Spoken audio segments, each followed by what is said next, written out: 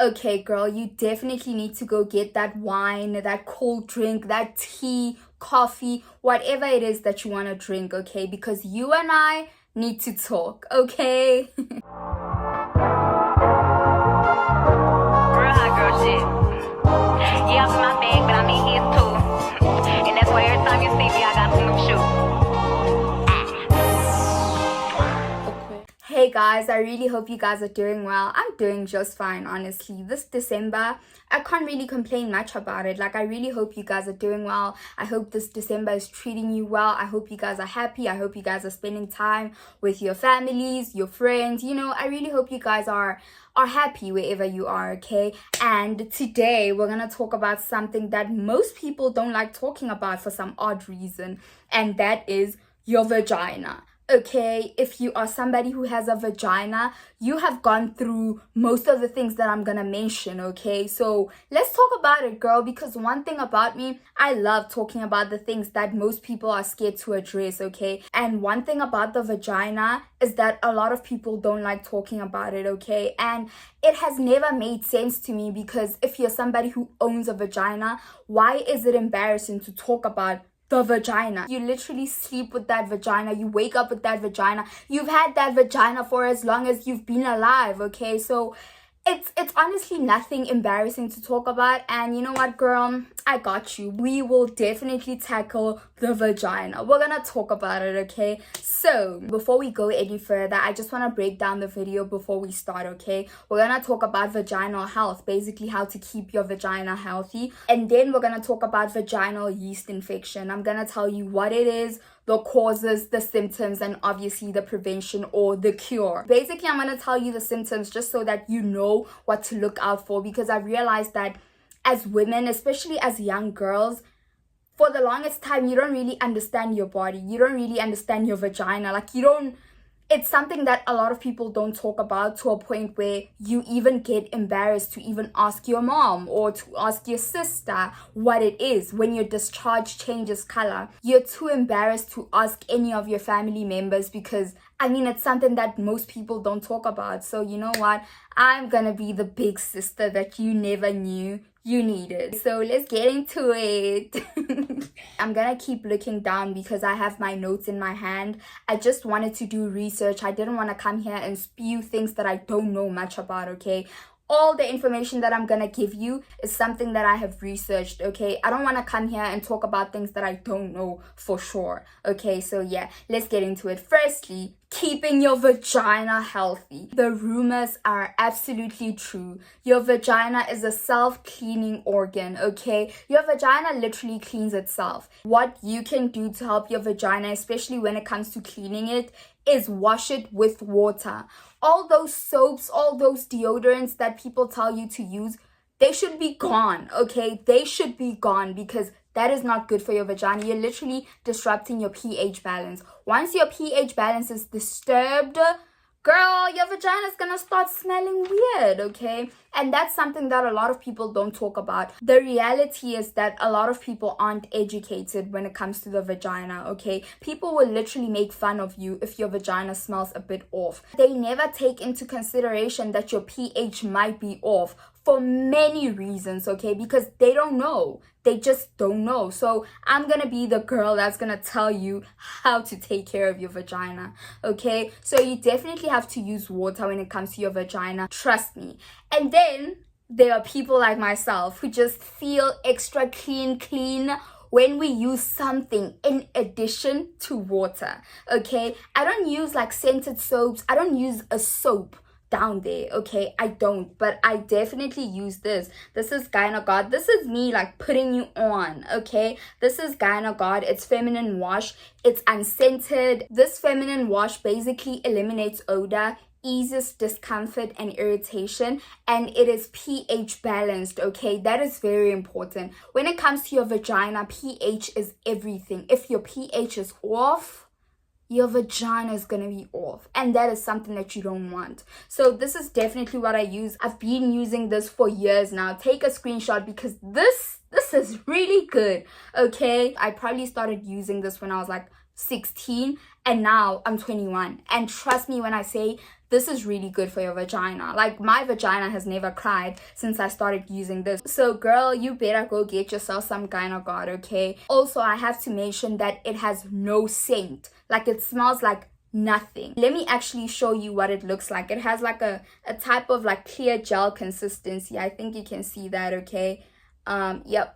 This is me wasting my Gynagard. But basically, this is what it looks like. It's literally clear gel, and it has no scent, none whatsoever. Let me actually go wash my hands, okay? And now we're gonna get into our second point, and that is wipe correctly. Wipe your vagina correctly. After peeing, you wipe from front to back. You should always wipe from front to back. There's no other way about it, because imagine if you wipe from back to front, you're literally taking all the bacteria from your butt to your vagina. That is disgusting, even thinking about it, okay? Don't do that to yourself. I'm pretty sure that a lot of girls and a lot of women already know this by now, but I'm pretty much aware that there are some people who just don't know, okay? So I'm telling you today that if you used to wipe from back to front, you should stop that. You're doing way more harm to your vagina than you realize, okay? So you should definitely wipe from front to back. Another thing that I can recommend for you when it comes to wiping is using wet wipes. Okay, I'm gonna show you. These are the wipes that I use. I also use Gynagard for my wipes. These are feminine wipes and I absolutely love them, okay? One thing that you always have to prioritize when it comes to the things that you use for your vagina is how strong they are. They shouldn't be strong to a point where your vagina becomes irritated and it starts itching, okay? That is not good. I have very sensitive skin, so everything that I use on my skin has to be very gentle, including down there. I have found that Gynagard has been really good for my vagina, and I'm not gonna change it because, I mean, it's not broken, so why should I fix it? So basically, that is what I use for my vagina. Those are the two things that I use for my vagina, and they are very much gentle when it comes to my body, okay? And I absolutely love that. Okay, thirdly, you should definitely allow your vagina to breathe, okay? As much as it cleans itself, it needs to breathe. You should let it breathe. This thing of always wearing tight clothes, always wearing tight jeans, always wearing tight underwear that doesn't allow your vagina to breathe is bad for you, okay? I'm not saying you should stop wearing your tight clothes, but you shouldn't do it as often. You can't wear tight clothes every single day, because that is genuinely not good for your vagina. Your vagina needs to breathe. When it comes to your underwear, it's advisable to wear cotton underwear. I'm gonna show you. I literally came prepared, okay? I'm gonna show you. This is the underwear that I'm talking about. If you wanna know, I got this from Woolworths, okay? I've been wearing cotton underwear for a very long time, and trust me when I say my vagina can breathe. The type of material that you expose your vagina to really does play a huge role when it comes to the health of your vagina, so you should always remember that when you have to go and buy underwear. Another thing that you can do to help your vagina breathe is to sleep without underwear at night, okay? Go commando at night. That is oh man, that has been the best thing I have ever done for my vagina. Like, I sleep at night with no underwear, and like, it gives my vagina time to rejuvenate, time to breathe, okay? So you should definitely consider doing that. Trust me, you will thank me later. Okay, this is my second last point, and it is, do not stay in wet clothing for a long time, okay? The thing about bacteria is that it thrives. It literally grows exponentially in a wet environment, okay? So if you keep wet clothes on your body for a long time, literally bacteria is gonna grow exponentially, and that's something that you definitely don't want for yourself. So after swimming, after gymming, you should definitely change out of your wet clothes. Don't allow yourself to stay in wet clothes for a long time, because you're doing way more harm to your vagina than you realize, okay? And then my last point, ladies, look at me, okay? Pee after sex, okay? You have to pee after sex, okay? I understand that after sex, most of the time you want to cuddle, you want to talk about how it was, you want to reflect. But you can reflect after going to the bathroom. You have to pee because that reduces the risk of getting UTIs. One thing about UTIs, guys, they are real. Sometimes it's not even because your man is unhealthy, but it's because sometimes the sperm changes the pH balance of a woman's vagina. So you're gonna get UTIs. Your vagina is gonna burn. Okay, so you definitely have to do that. After that good time, before reflecting on how it was, girl, go to the toilet and pee. Okay, you will thank me later. So those are all the points that I wanted to address when it comes to keeping your vagina healthy.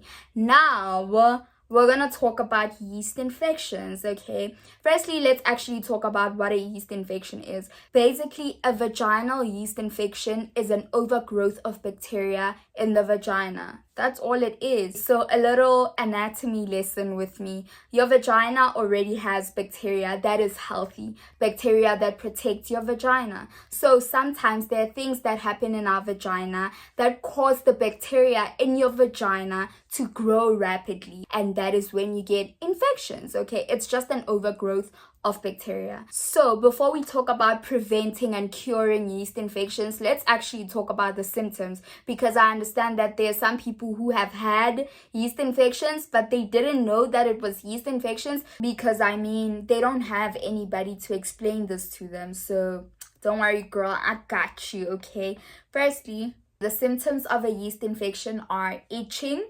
swelling in the vulva, irritation of the vagina. You know that thick white discharge that kind of looks like cottage cheese? Yup, that's another symptom of a yeast infection, okay? So before we get to the scientific reasons as to why women get yeast infections, I'm gonna tell you about my own personal experience with yeast infections, okay?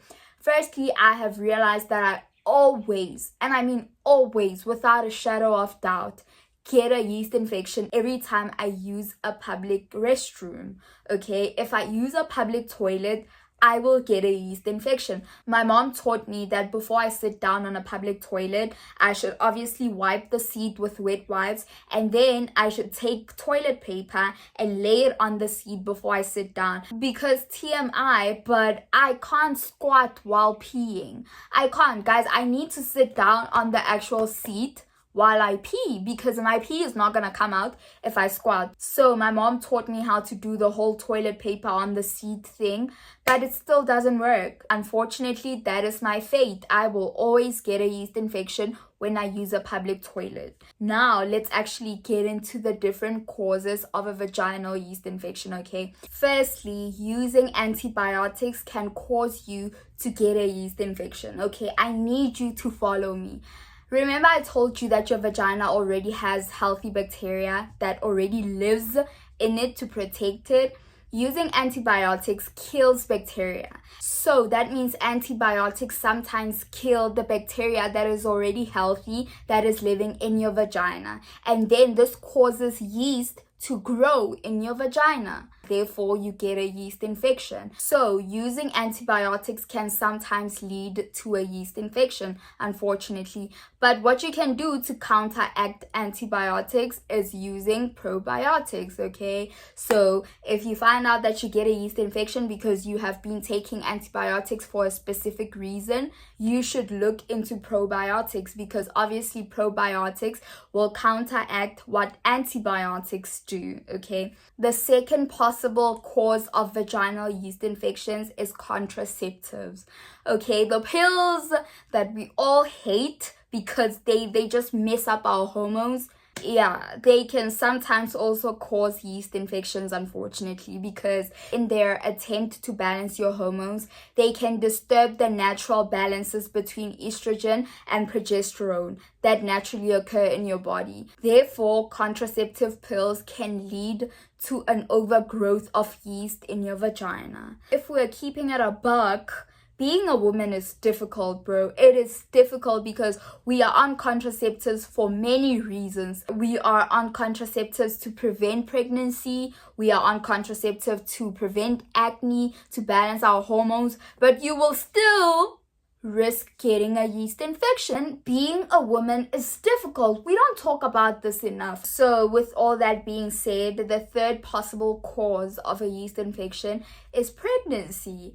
Okay, I'm not gonna elaborate on that because I've never been pregnant before, so I wouldn't know what I'm talking about. But pregnancy can also cause yeast infections. I have somebody that I know who once told me that when she was pregnant, she used to get a lot of yeast infections. Obviously, women go through a lot when they're pregnant, their bodies go through a lot, but yeah, that can possibly lead to a yeast infection. The fourth possible cause of a yeast infection is using scented products in your vagina, because like I said, you are literally disturbing your vagina's natural pH balance, and then you are making it unbalanced. Therefore, your vagina is gonna cry. You're literally allowing bacteria to do as it pleases on your vagina. You are allowing it to grow as much as it wants, okay? So stop doing that. Stop using scented products on your vagina. You are doing a lot of harm to your vagina, okay? So if you're somebody who already struggles with chronic illnesses, your immune system is already compromised, and I'm so sorry to say this, but this can also lead to like yeast infections. And the reason why I'm saying I'm so sorry is because I understand that this is way beyond your control. This is way beyond your control. People who live with chronic illnesses didn't ask to be in that state. So having to deal with your chronic illness and also having to deal with like possible yeast infections is unfair. So I am really sorry, because literally nobody deserves that. Okay, now that we have spoken about the causes and the symptoms of vaginal yeast infections, let's get into preventing and basically curing yeast infections. Okay, firstly, when I started getting yeast infections, I got this from my mom, and she told me to use apple cider vinegar. Basically, you can drink like a tablespoon of apple cider vinegar every morning until your yeast infection is gone. Usually, yeast infections don't last for a long time. Well, mine don't, okay? In like 4 days, they're gone.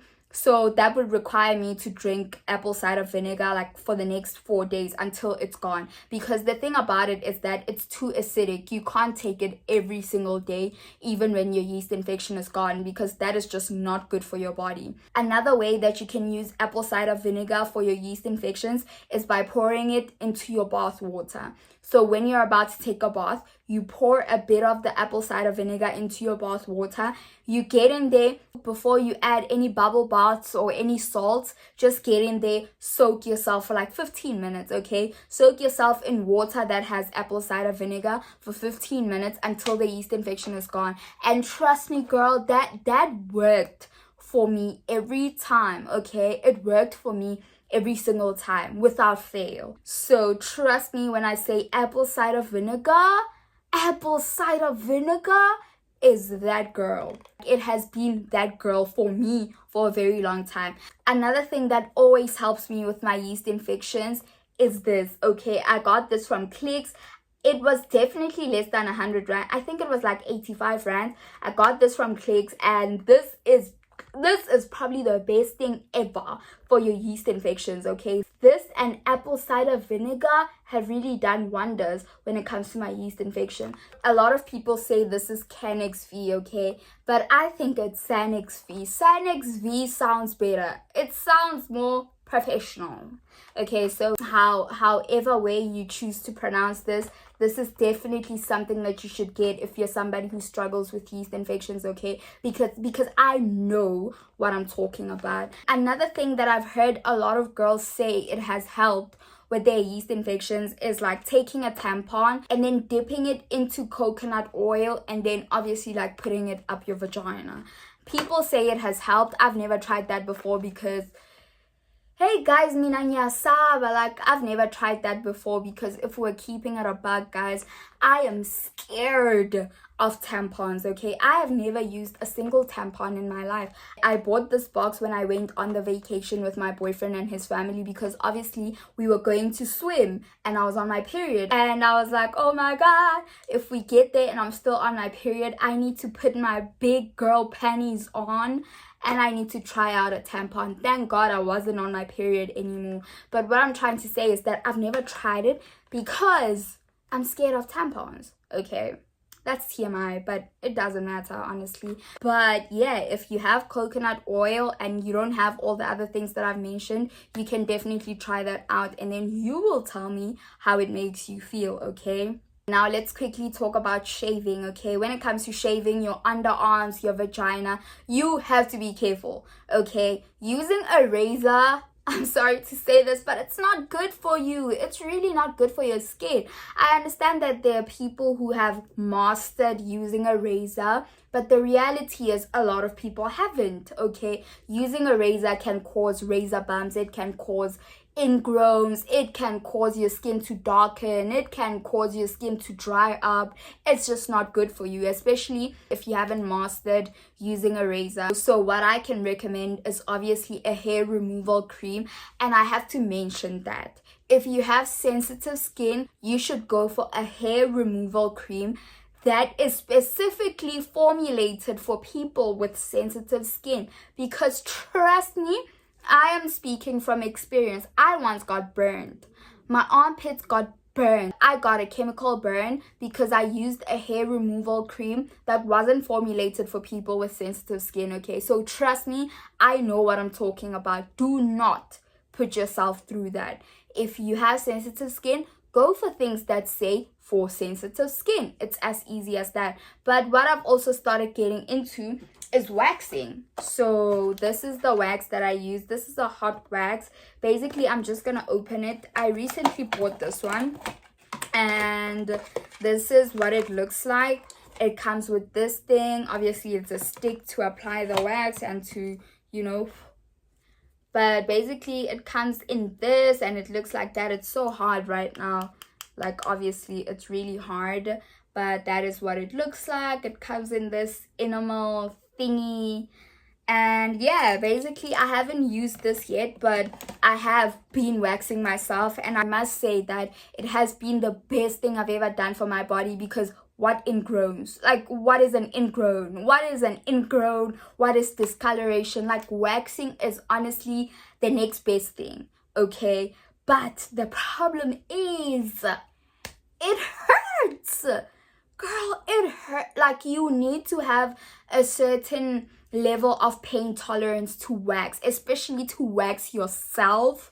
Girl, it hurts. Like, it hurts because you're literally ripping the hair from your skin, okay? Like, it hurts, but trust me, it's worth it, because even the hair takes longer to grow because you're literally ripping it from the root. So waxing has been doing it for me. And then after waxing or after shaving with the hair removal cream, this is what I go in with. I go in with bio oil. I'm literally almost out of it. This is, oh man, this is too good, okay? Bio oil is so good for a lot of things. I'm gonna read.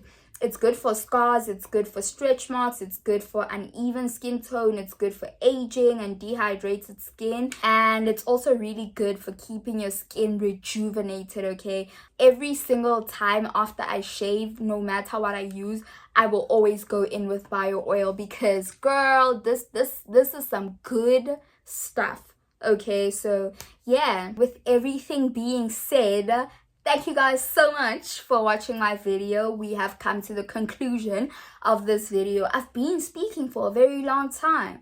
I have been speaking for a very long time. But one thing about me, guys, I love speaking. I love to speak, so it doesn't really feel that long for me. But thank you guys so much for watching this video. I really hope you've learned something. I really hope there's something that you're gonna take away from this video, and please feel free to tell me your suggestions, to give me your tips in the comments, whatever you have to say about this conversation that we just had. Tell me if you have anything to add, whatever. Just give me your opinion, girl. That's basically what I'm trying to say, okay? But I really hope you guys enjoyed this video, and don't forget to keep that vagina fresh and clean. But until then, I will definitely see you guys in my next video. Mwah.